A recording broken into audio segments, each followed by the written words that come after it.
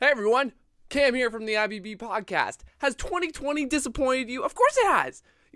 Doolittle was really bad. Remember that movie with Robert Downey Jr., the reboot? They should have kept it a reboot. They should have kept it an original, but they made it a reboot anyway. What I'm saying here is, what the heck happened with Wonder Woman 1984? Why was it so bad?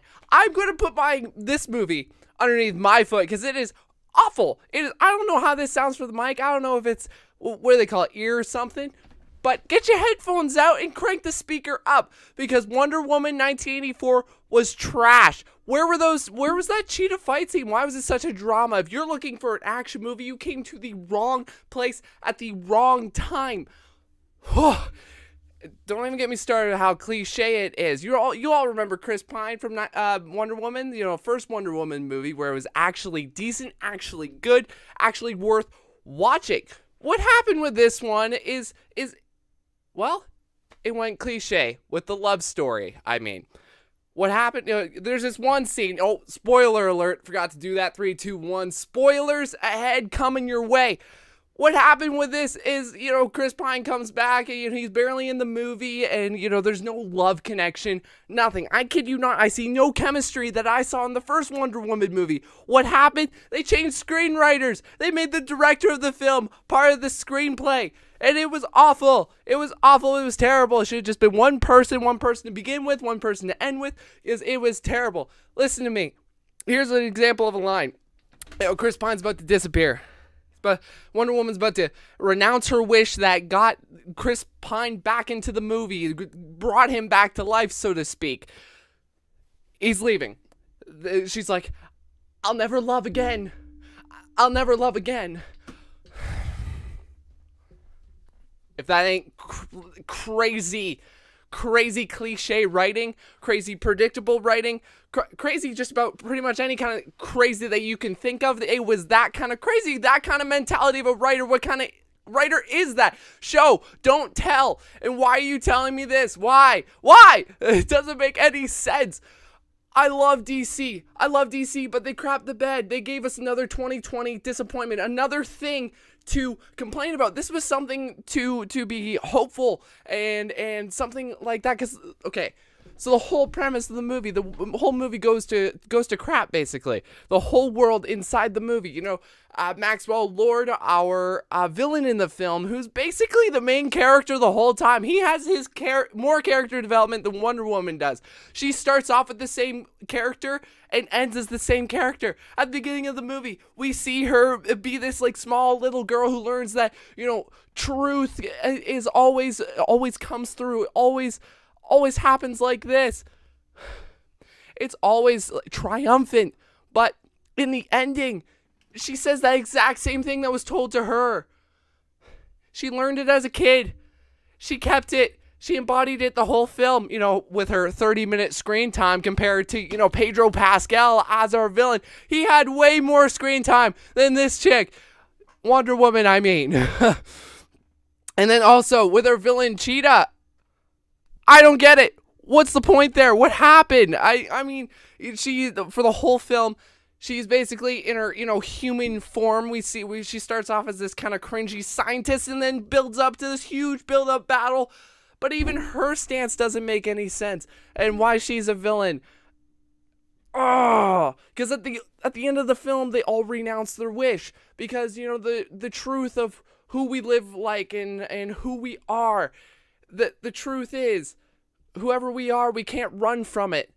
And that's great. That's hopeful and all. That's fantastic. But if you got all these powers, why would you want to rid yourself of them? I don't get it. So first she's all like, I'm powerful, this is great. And then now she's all like, I'm not powerful. And that's okay.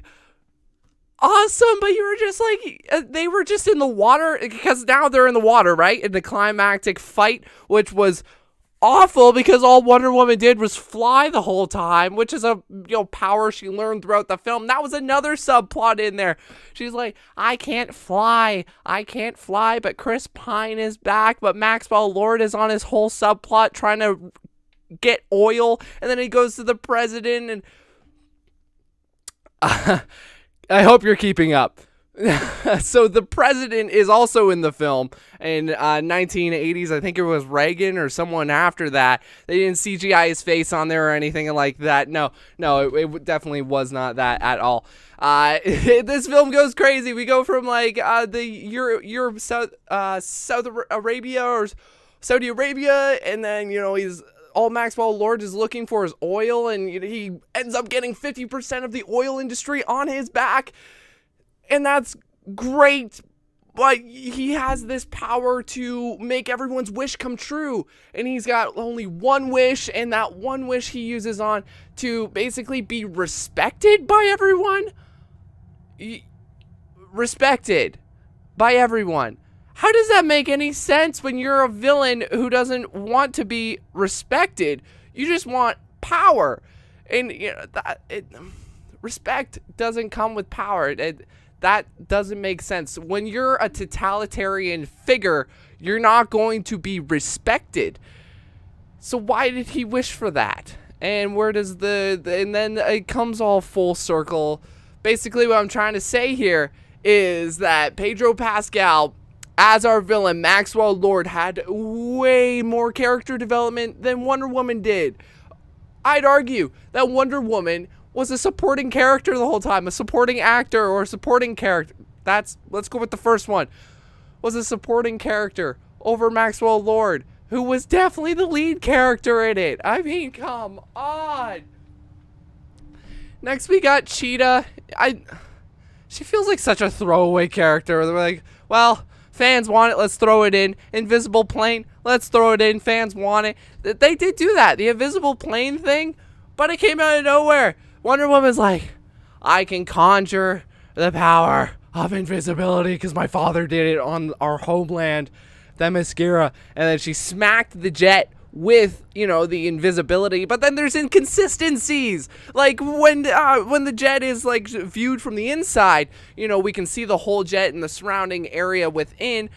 But it doesn't make any sense. I don't understand why within the plane we can see everything, but outside the plane no one can see anything. If Wonder Woman, all she could learn how to do is like figure out how to like transform a coffee cup in like make it all invisible like, and then she loses that coffee cup, but on the inside we can still see everything. You know what I'm trying to say here? She didn't make the whole jet invisible. She just made the outside bit invisible.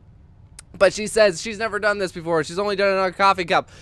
Why are characters conjuring powers that they didn't have before with little or no training? I'll tell you why. Because the fans wanted the invisible plane. Was it cool? No, because it was a tiny little jet thing only made for 2 people. Oh.